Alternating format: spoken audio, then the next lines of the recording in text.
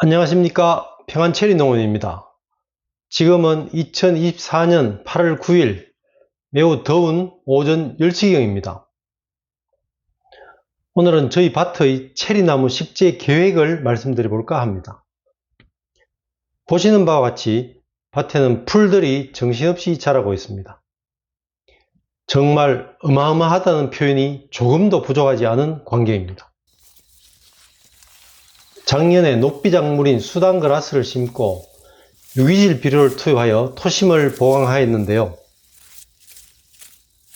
이렇게 흙을 손으로 만져보니 약간은 부드러워져 있고 퇴비도 섞여 있는 것이 보이는 등 이제 제법 나무를 심을 기반이 조성된 것 같습니다.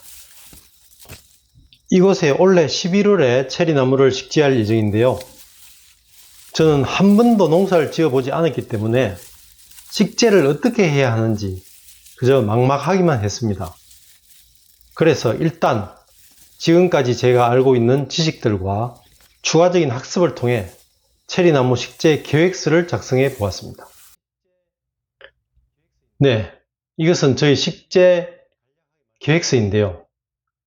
주요 사항을 간략하게 말씀드리자면 수형은 개심자연형으로 하기로 하였고요. 식재 배치도는 잠시 후 소개해 드리겠습니다. 식재 간격은 5m 곱하기 5m입니다. 예산은 약 115만원으로 책정하였습니다. 예산액은 구체적인 시장 조사 후의 금액이 아니라 제가 대강 추정하여 작성한 금액입니다.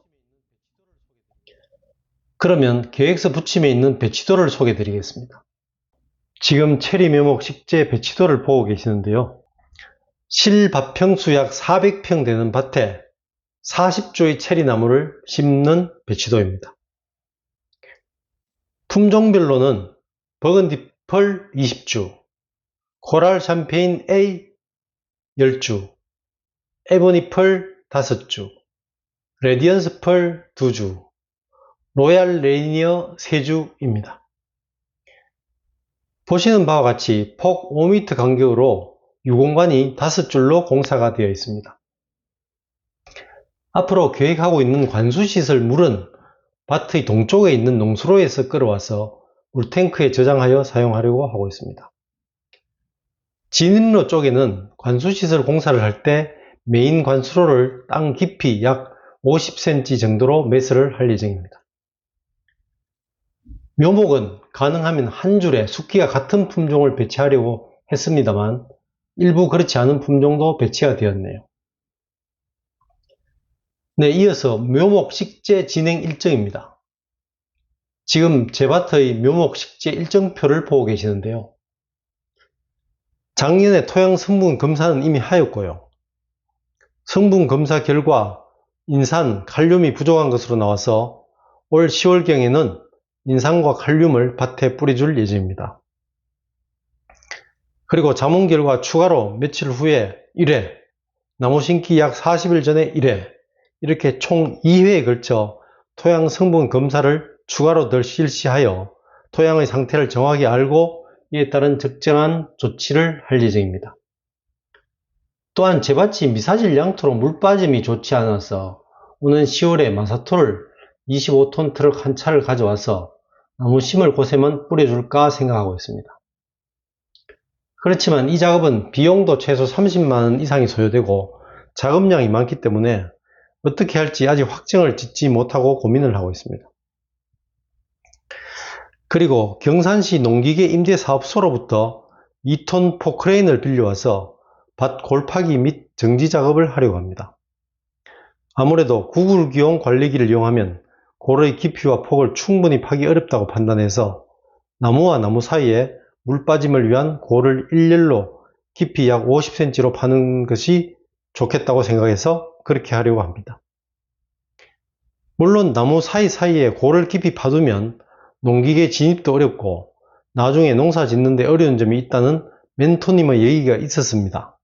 그래서 너무 깊이 파지 않고 물 빠짐을 위한 수로를 만들 계획을 가지고 있습니다. 어차피 관수로 공사를 할 때 주관수로를 땅에 묻으려고 하면 포크레인을 사용해야 하므로 겸사겸사 포크레인 작업으로 하려고 합니다. 나무 식재와 관련된 다른 일정들은 부침 3, 식재 및 식재 후 관리에서 말씀드리도록 하겠습니다. 다음으로 식재 및 식재 후 관리에 대해 말씀드리겠습니다.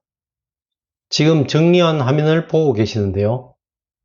이런 내용들은 기본 이론은 농촌진흥청 국립원예특작과학원의 체리 관련 자료를 통해서 공부하였고요.